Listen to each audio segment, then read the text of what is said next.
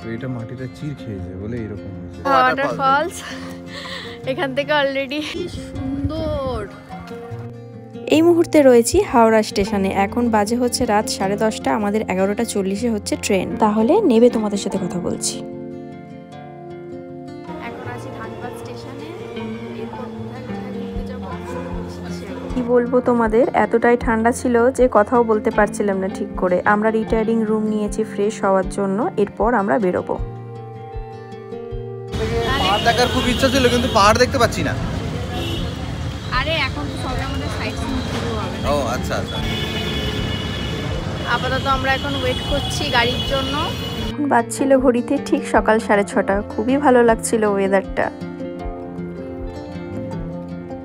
এটা মাটিটা চির খেয়েছে বলে এরকম হয়েছে, দেখেছো? পুরো যত চির খেয়েছে এক্সপ্লোড হবে, যখন তখন হতে পারে, কোনো গ্যারেন্টি নেই। আমরা ফার্স্টে দেখলাম কোল মাইন। জায়গাটা খুবই ডেঞ্জার। আমাদের যিনি ড্রাইভার দাদা ছিলেন উনি বলছিলেন নিচটা এতটাই হিট যে অটোমেটিক্যালি আগুন এখানে লেগে যায়, তাই সেই টেনশনে বেশিক্ষণ আর এখানে দাঁড়াই। এবার আমরা যাব হচ্ছে ভাটিন্দা ওয়াটারফলস। এটা ধানবাদ স্টেশন থেকে প্রায় 14 কিলোমিটার মতো দূরে।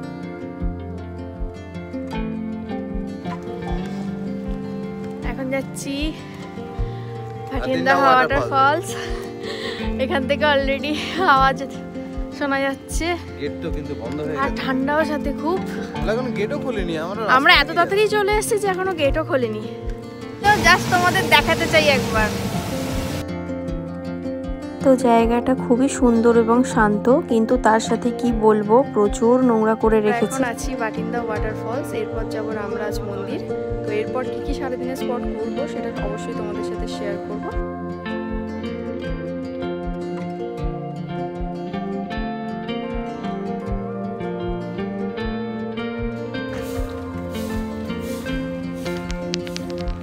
মন্দিরটা খুবই সুন্দর, তোমরা কিন্তু অবশ্যই এটাকে ভিজিট করো।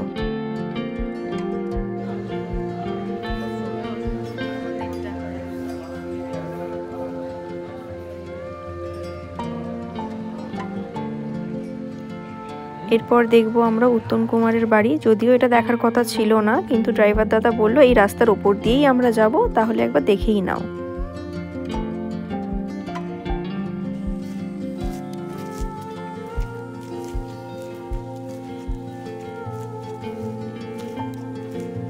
দেখার কিছু নেই, সবাই একই ভিডিওতে একই কথাই বলে। জানলাগুলো দেখে হন্টেড লাগছে। ঘোড়ার ডিম লাগছে। না গো, দেখো না বেশ ভয় ভয়ের ব্যাপার আছে। হ্যাঁ আচ্ছা।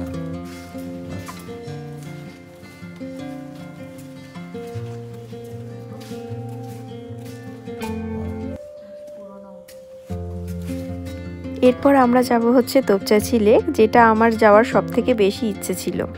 ইউটিউবে ভিডিওতে দেখেছিলাম, বাট এসে এতটা যে বেশি ভালো লাগবে ভিডিওর থেকে ভাবতে পারিনি। খুব খুব সুন্দর জায়গা।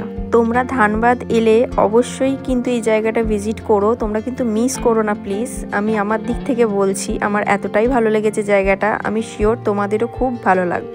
এখান থেকে তোমরা দেখতে পাচ্ছ কিনা জানি না, আমি চেষ্টা করব তোমাদের জুম করে দেখানোর। তবে ওই দূরে পরেশনাথ পাহাড়টা দেখা যাচ্ছে। কালকে ওখানে ট্রেকিং করব, তো ফার্স্ট ট্রেকিং এর অভিজ্ঞতা কেমন হয় তোমাদের সাথে অবশ্যই শেয়ার করব। তবে এই তোপচাঁচি লেক হচ্ছে একটি কৃত্রিম হ্রদ, আর এটি ধানবাদ শহর থেকে প্রায় 35 কিলোমিটার দূরে। এত ডিটেলস ড্রাইভার দাদাই আমাদের দিচ্ছিলেন, তো ওনার নাম্বারটা আমি ডেসক্রিপশনে দিয়ে দেব, তোমরা চাইলে ওনার সাথে যোগাযোগ করে নিতে পারো। দূরে দেখো ওই পাহাড়ের মাথায় একটা সাদা মতো দেখা যাচ্ছে, ওটাই হচ্ছে পরেশনাথ পাহাড়।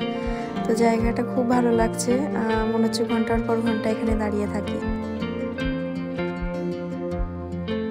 এত ঘোরাঘুরির পর সত্যি খুব খিদে পেয়ে গেছে, তো আমরা একটা জায়গায় দাঁড়িয়ে ব্রেকফাস্ট করে নিয়েছি। এরপর আমরা যাব উসরি ফলস।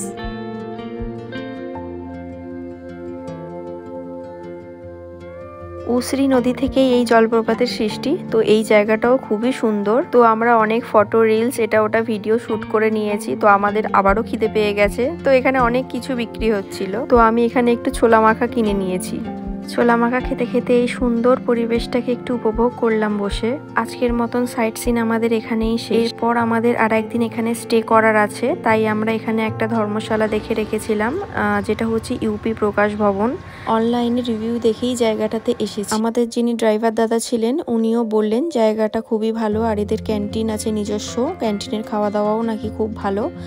তো আমার তো রুমে ঢুকে মোটামুটি ভালো পরিষ্কার লাগলো, বাথরুমও পরিষ্কার আছে। তো আপাতত আমরা দুদিন এখানেই থাকবো। আমাদের এক রাতের জন্য নিয়েছে হচ্ছে 750 টাকা। এর থেকে কম রেঞ্জও আছে, আবার বেশি রেঞ্জও রয়েছে। আর বেশি কথা বলবো না, প্রচন্ড খিদে পেয়ে গেছে। আর এই যে ইনি খেতে অলরেডি শুরুও করে দিয়েছে। আমরা এখানে 2টো থালি অর্ডার করেছিলাম, এখন খেয়ে আমরা একটু হাঁটতে বেরিয়েছি। দূরে ওই পাহাড়টা দেখা যাচ্ছে, তো কাল আমরা ওখানেই যাব। এখন আমরা রুমে গিয়ে একটু ফ্রেশ হয়ে রেস্ট করব, করে সন্ধেবেলা বেরোবো।